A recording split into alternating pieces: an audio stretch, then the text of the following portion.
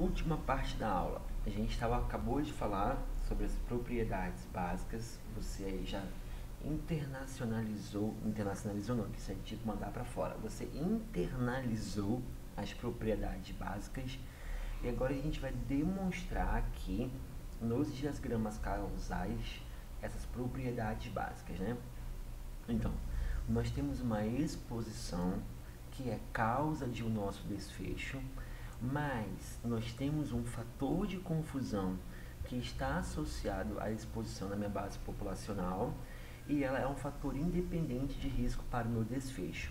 Além disso, esse meu confundidor, esse meu fator de confusão não é uma variável intermediária. Veja, a exposição não leva ao confundidor que leva para o desfecho. Ele está aqui para baixo, relacionado com a exposição, tá?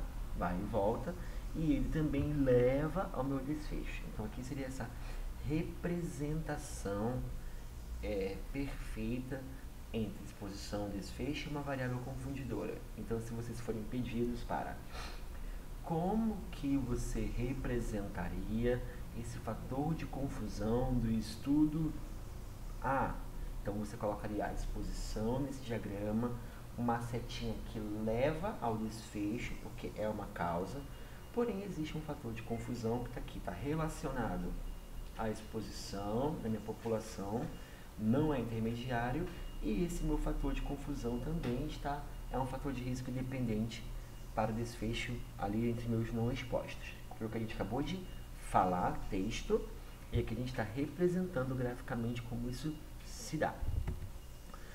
Aqui é quando você não tem um confundidor. Você achou que era, não leu bem e tal, não fez uma boa revisão e aqui você está errado, no caso. Por quê? A minha exposição leva ao meu confundidor. Não é que o confundidor está associado à minha exposição. Vejam, olha como a seta é diferente. E além disso, a exposição que leva ao confundidor leva ao desfecho. Eu preciso dessa cadeia de acontecimentos e quando isso aqui acontece, esse camaradinho aqui não é o confundidor, porque ele está numa situação onde ele funciona como um fator intermediário. Não existe uma associação entre o confundidor e desfecho independente da exposição, tá? Ou seja, eu preciso que a exposição leve ao confundidor e aí sim essas etapas acontecendo vão levar ao meu desfecho. Não é que o confundidor já está associado ao meu desfecho, é um fator de risco independente. Então isso aqui não é um fator de confundimento, tá ok? Uma outra propriedade básica, não sendo, né? Não existe uma associação entre o confundidor e o desfecho independente da exposição. Porque aqui o que está acontecendo é que ele ainda é um fator intermediário. Porque, ó, a exposição levou ao confundidor, que levou ao desfecho e também, ó, a exposição vai para o desfecho. Essas diferenças de setas, elas são interessantes e difíceis de pensar. Vou voltar 2 slides. Olha esse aqui e decora agora, por favor. A gente tem uma exposição que leva ao desfecho. Essa exposição só leva ao confundidor e o meu confundidor, tendo já essa relação, leva ao desfecho. Olha o primeiro slide. Essa seta aqui não é uma relação causal da exposição para o confundidor. Ela está associada, tá bom? Por isso que eu falei, decora. Então, eu tenho a minha exposição que leva ao meu desfecho, só que o meu confundidor está aqui, está associado à minha exposição, é fator de risco independente. Naquele outro slide que a gente estava, o meu confundidor funciona como fator intermediário. Tá vendo essa setinha aqui, ó? Essa é a diferença. A minha exposição é causa para o meu confundidor, que daí vira causa para o meu desfecho. Então isso aqui não é também um confundimento. E aí, caramba, então como é que eu não entendi direito os desenhos? Se você não entendeu direito os desenhos, você volta aqui para o texto, que o que a gente está representando em diagrama causal é justamente isso. Então, não precisa ficar decorando os desenhos, mas você precisa entender as propriedades básicas do confundidor. Ele tem que ser um fator de risco independente para a doença sob estudo. Tá ok? O tabagismo está associado ao câncer de esôfago, independente se eu bebo ou não. Além disso, ele tem que estar associado com a exposição na base populacional. Tá? Existe essa relação da associação e não pode ser intermediário da relação causal e também não pode ser consequência do desfecho. Você entendendo o conceito, você não precisa decorar esses desenhos. Só que esses desenhos, a forma dessas setas serem desenhadas, elas são formas de representação do seu problema, da sua teoria. Então é preciso também aprender isso aqui. Só que todas essas representações, diagramações, elas não são tão exigidas nesse momento. Existem outras aulas de epidemiologia onde você vai ter realmente estudar como que você representa diagramamente essa relação de confundidor e tal. Mas por enquanto é isso. A exposição leva ao desfecho, só que eu tenho um confundidor associado a essa minha exposição na base populacional. Ela é um fator de risco independente para o meu desfecho e não funciona como variável intermediária e também não é uma consequência do desfecho observado, tá bom? Com o tempo vocês também vão ter isso aqui no coração de vocês e fica bem simples. Vamos para o nosso último exemplo matemático quantitativo do quanto isso acontece. Vejam, nós já estamos dando que entre a minha exposição, que é tomar contraceptivo, e infarto, existe um fator de confundidor, que é a idade da mulher. Né? Contraceptivo, por enquanto, ainda infelizmente só do sexo feminino. Então, nós temos 98 mulheres expostas, nós temos 98 mulheres que tomam contraceptivo. E nós temos 1.586 que não tomam. Das minhas expostas, das minhas 98 mulheres, 25 tiveram um infarto. Entre as minhas não expostas, 1.586, eu tenho 203 que também tiveram infarto. Sendo estudo caso controle, a gente calcula a nossa razão de chance, onde a gente multiplica aqui essas nossas diagonais. Então, 25 vezes 1.383 dividido por 73 vezes 203. Então, a minha razão de chance é de 2,33. Então, dentro do nosso estudo, mulheres que tomam contraceptivo têm 2,33 mais chance de desenvolverem, de terem um infarto, quando comparadas a mulheres que não tomam contraceptivo. Ok? Então, a minha razão de chance, a minha OR, é de 2,33.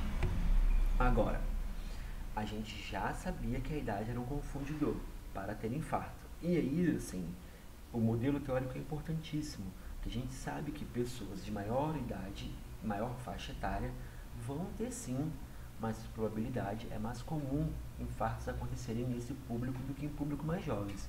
Então, essa relação do contraceptivo, ela é causal ou ela está confundida?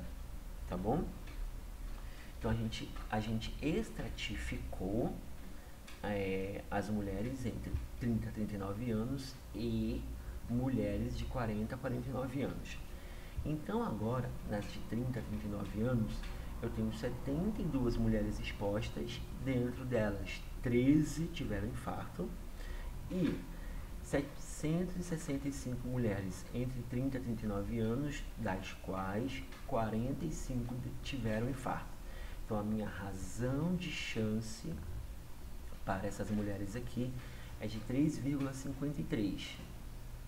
Lembra que antes era de 2,33. Então, agora ó, é 3,53. E das mulheres de 40 a 49 anos, eu tive 26 que tomavam contraceptivo e das 26, quase metade, né? 12 tiveram infarto. E das minhas 821 mulheres de 40 a 49 anos, 158 tiveram infarto. Então, fazendo as razões de chance para os dois extratos agora que eu tenho razões bem próximas, que são de 3,53 para as de 30 a 39 anos, que é um pouco menor do que de 40 a 49 anos. Então, a gente percebe que essa minha relação está confundida, e aqui é bem interessante porque, tradicionalmente falando na epidemiologia, nós temos as razões brutas e as razões ajustadas.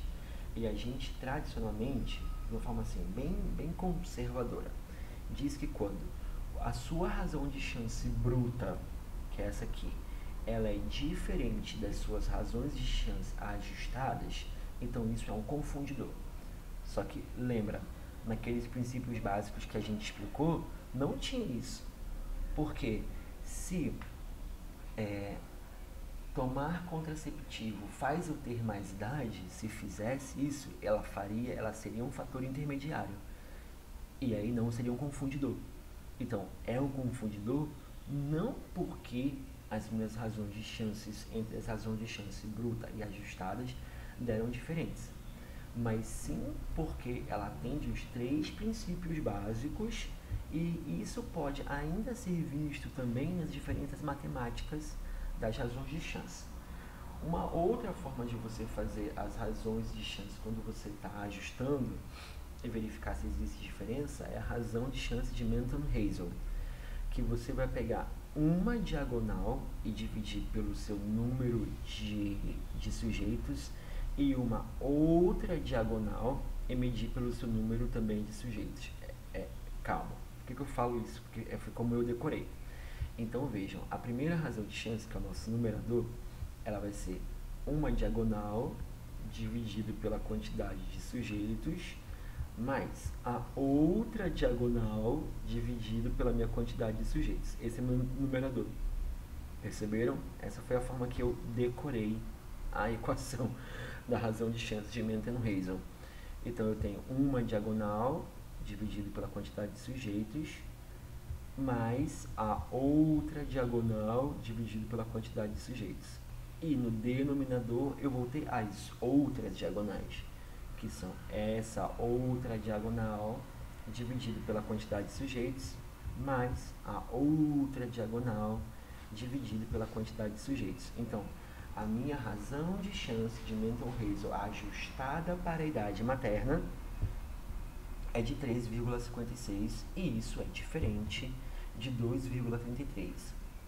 Isso aqui me dá já outras expectativas maiores de que a minha idade é um fator de confusão para o infarto e entre pessoas expostas a contraceptivos. Mas não é o cálculo matemático que diz que é um confundidor. Isso, em geral, acontece, mas os confundidores eles são determinados por aqueles princípios básicos. Esse diagrama aqui, que está no livro do Medronho, são os tipos de associações identificadas em estudos epidemiológicos. Então, ó, a gente primeiro teve uma associação estatística presente. Então, se a gente está fazendo uma razão de risco, uma razão de chance, essa medida está se distanciando do 1, né? Se ela é um fator de risco, ela vai estar distanciando para mais que 1, e se ela é um fator de proteção, ela vai estar se distanciando para menos que 1, né? Essa associação pode ser uma associação espúria, aconteceu ao acaso. E falando de associação espúria, eu vou colocar o link aqui de um vídeo da Meteora, onde eles estão explicando as associações espúrias ou não, que é um vídeo bem legal. Aliás, é um canal também muito bacana. E, não sendo uma associação espúria, vejam que é um fluxograma. Então, eu já achei a associação estatística, não é uma associação espúria. Então, ela é uma associação real ou verdadeira. Existe essa associação, existe ali um modelo teórico que defende aquilo, né? Então, sendo já estatisticamente significante, Sendo real ou verdadeiro, ela pode ser não causal ou secundária, ou seja, pode estar confundido, ou ela pode ser causal. Sendo causal, ela pode ser direta, não tem um confundidor entre essa relação, ou ela pode ser indireta, pode ter ali uma variável de efeito que modifica um pouquinho.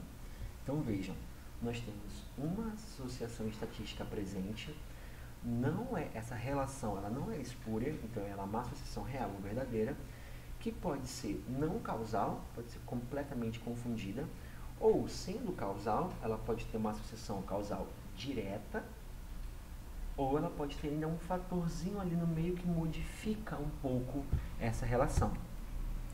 Então, a associação verdadeira causal, eu tenho uma exposição ou grupo de exposição que causa o desfecho. Ou, em indireta, eu vou ter um fator de interação. Vejam, isso aqui não é um confundidor, isso é um fator de interação, tá bom? Eu tenho a minha relação entre exposição e desfecho, só que eu tenho um outro fator aqui que aumenta esse meu efeito, aumenta ou diminui, mas eu ainda tenho a minha associação causal, tá bom? Ou eu posso ter uma associação verdadeira não causal, que é explicada pelo confundimento. E a variável de confusão, ela vai ser uma causa comum da exposição do desfecho. A associação ela é verdadeira, mas ela não é causal, ela é apenas uma associação explicada pelo meu confundidor. Pronto, simples assim.